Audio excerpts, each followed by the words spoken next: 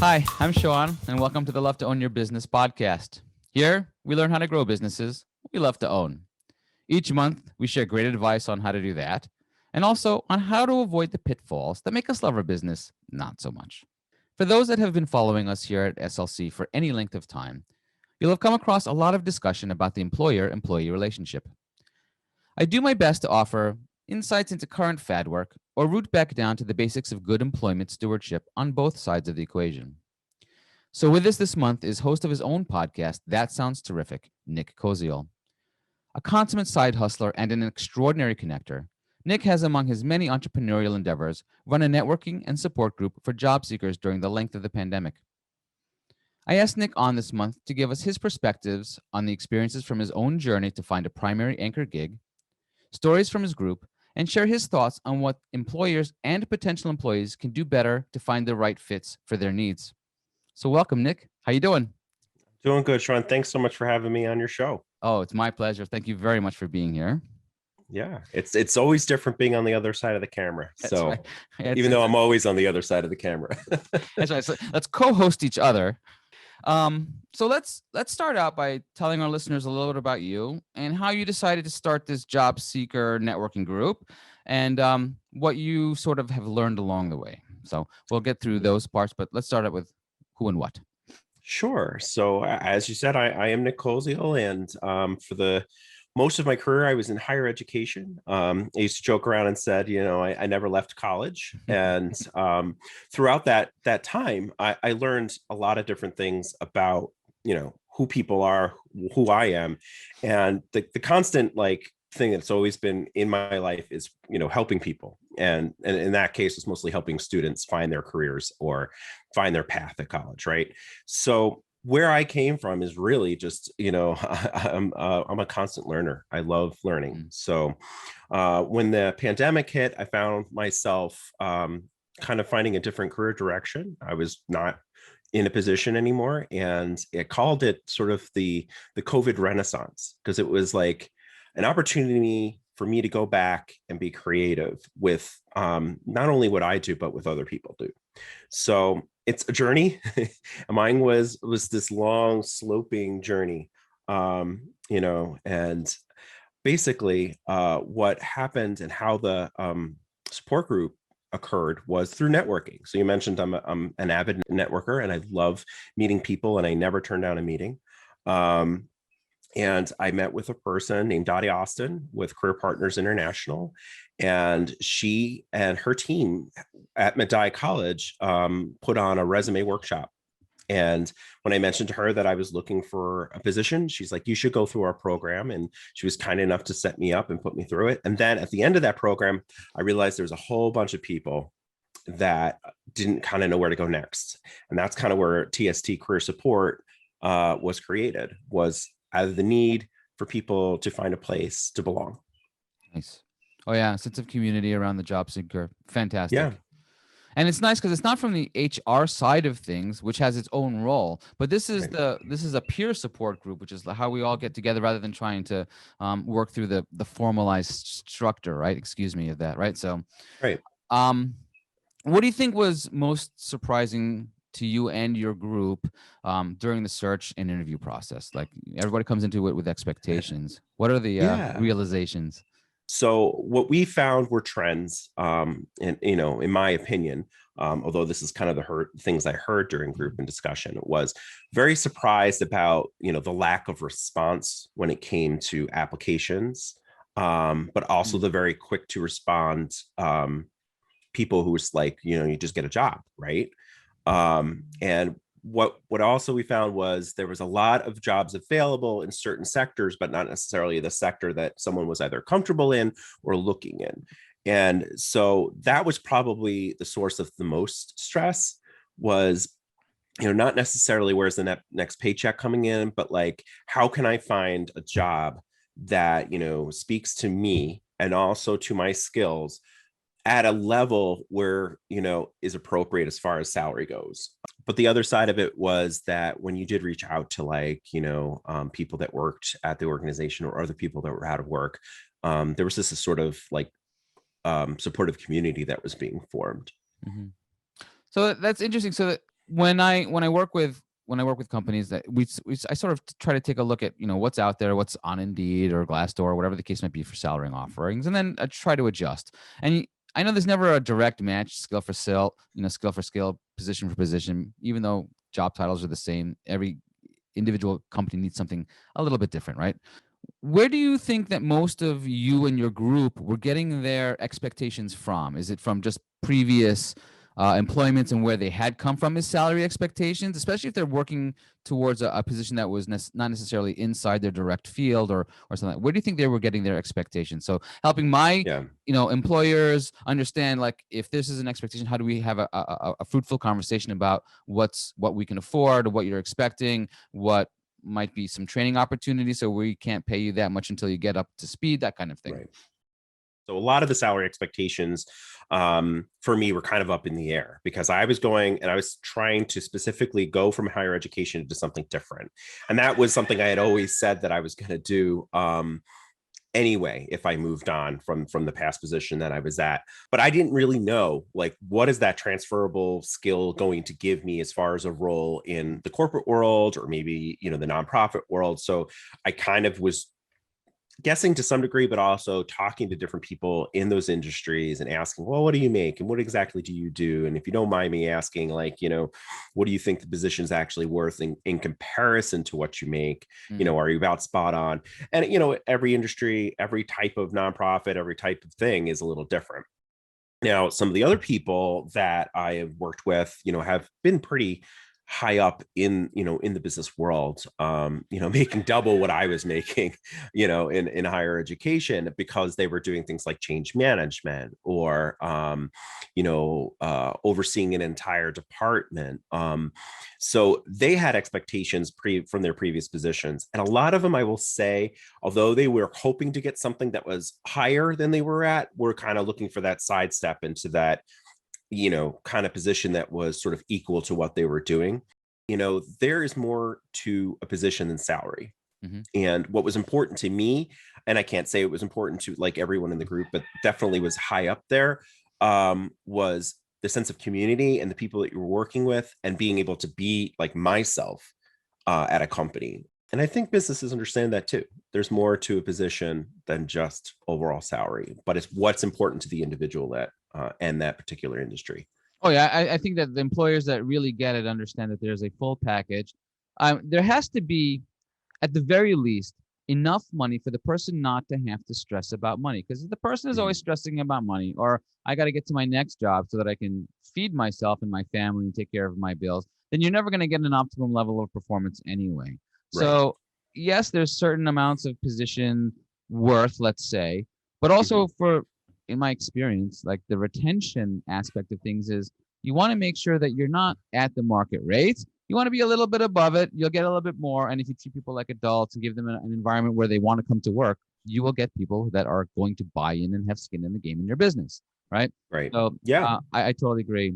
What other advice, let's see, would you give to employers based on you and your group's experiences for, let's say, the hiring process and then the onboarding process? Because hiring is just part of the equation. And then onboarding, like, can you speak to some of the stories of successful onboardings and not successful onboardings from that? We could be here forever, Sean.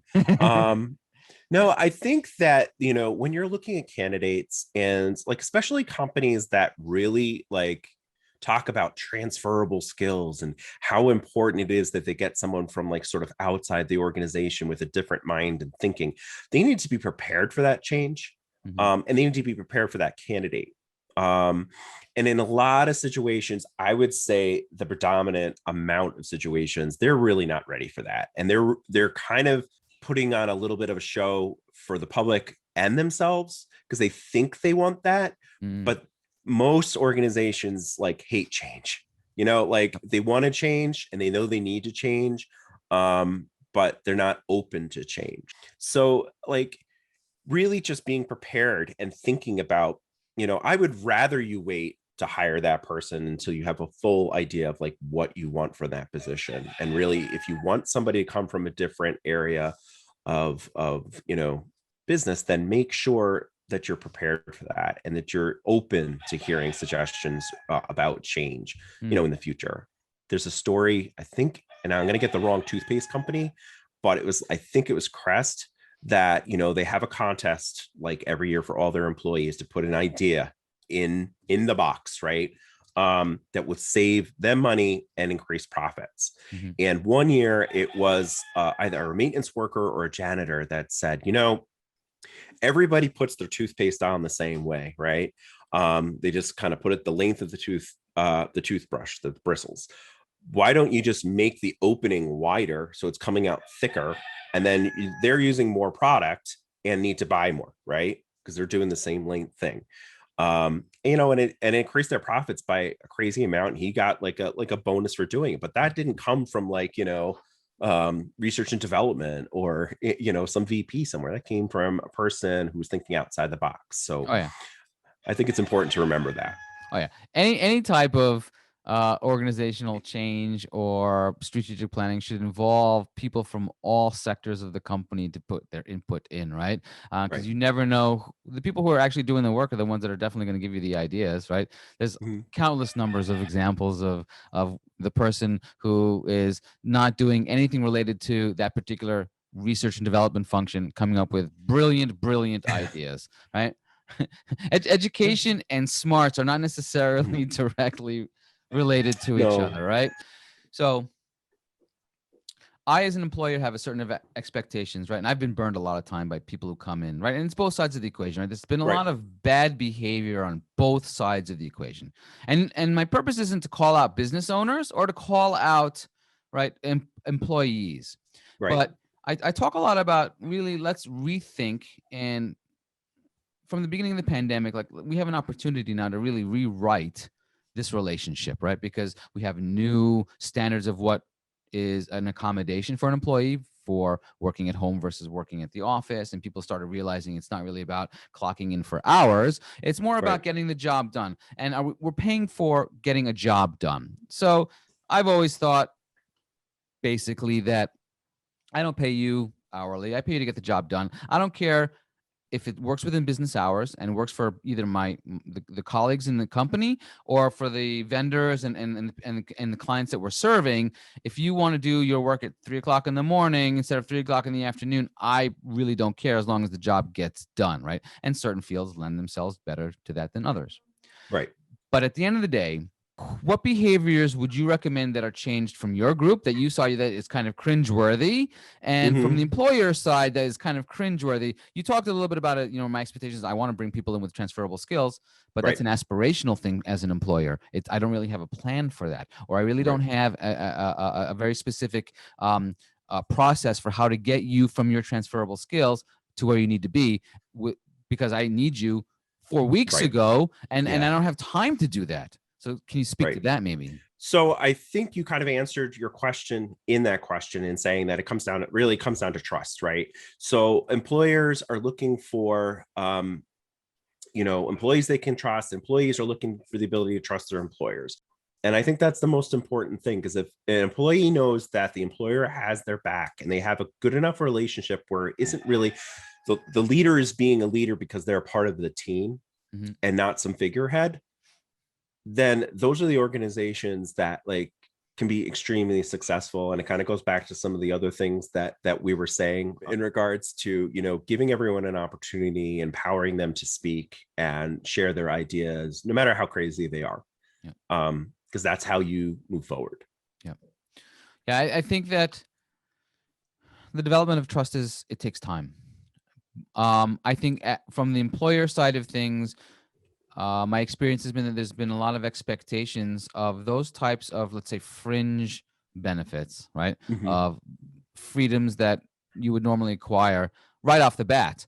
And I say to the employee side of the equation, let's work together. I have an investment. I have a significant investment coming into you. You have a significant amount of trust that you're bestowing upon me to live up to everything that I've said as an employer. So let's work together for a little while before we start making expectations or demanded expectations of what I can do, how much flexibility I can have, how much I can take off now and be, by the way, I need 2 weeks, right, to do Right. this, right? Yeah. There's been all kinds of crazy expectations. Like I'm having a baby in 2 weeks, so I'm going to come work for you. I know that you have to onboard me and then you've got deadlines, but I'm going to take 2 weeks off right off the bat. If that's clear and it's okay on both sides of the equation, that's fine. But let's be really upfront about that in the beginning, Yeah. not at the end of the process. And again, not a cut to either side of the equation, but I think behaviors definitely need to change on both sides of the equation. Yes. What expectations are. How about this? How about sharing 2 experiences from you and or your group? One successful interview process that they said, oh, this was great. This company did this X, Y, and Z. And then how about from the other side of it is a not successful one and say this company or I did, or from both sides, like I admit that I did this wrong or whatever the case would be, from the employee side or from the employer side, maybe both.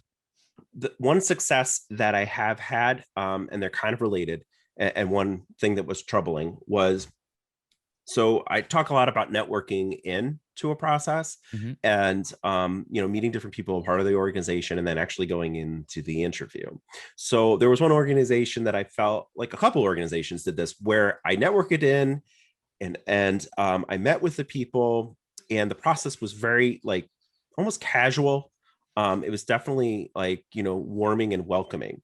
Um, and everyone like started talking about the past conversations we had and all those different things. So it went really, really well, because we talked about that previous relationship that I already kind of established and how that would work at their environment. And they talked about, that being important to them.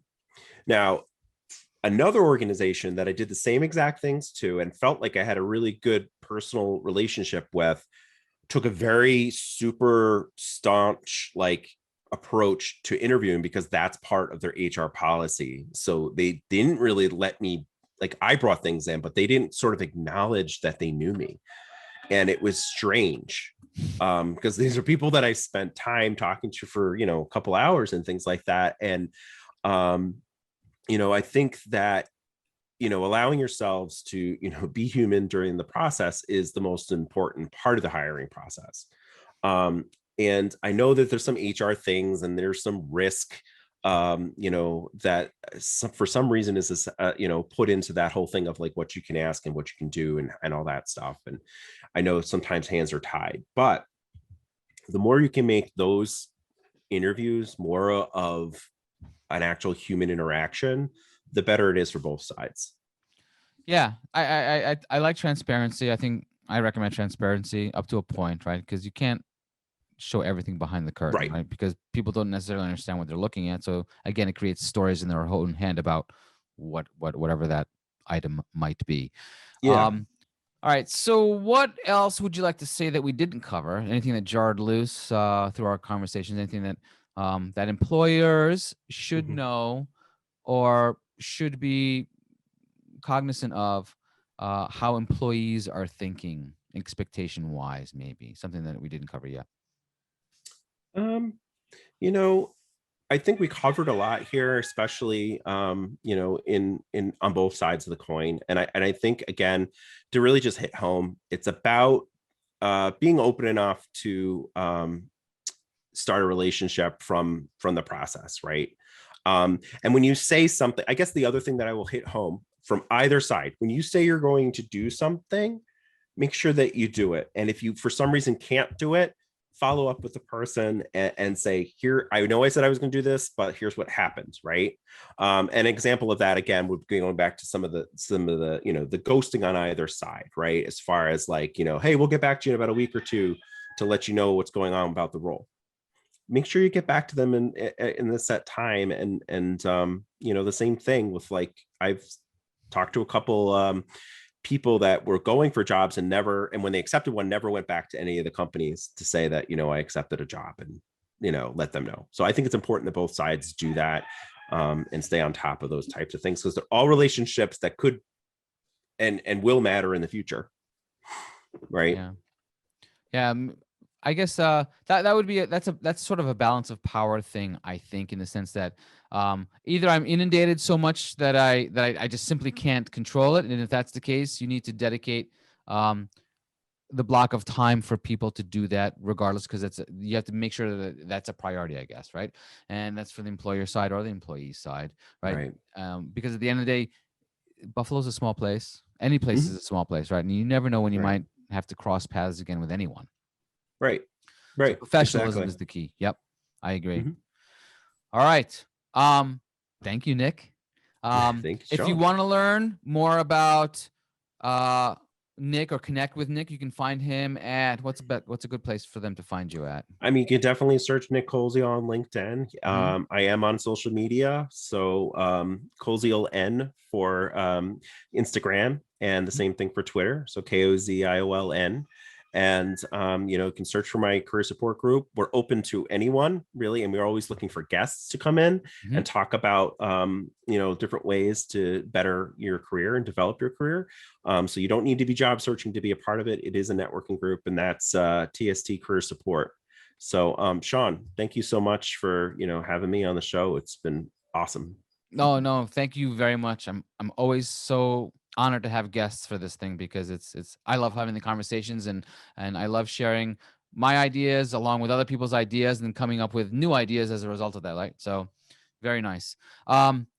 If you want to learn more about what we do here at SLC Advisory Group, come visit us at www.slcadvisorygroup.com. And of course, if you want to make sure that you don't miss any of our content, hit the subscribe button when you do, and we'll let you know when our next episode comes out. And we'll see you again next month. And thank you again, Nick, very, very much. Awesome, Sean. Thank you so much. Thanks. You have a good day. You too.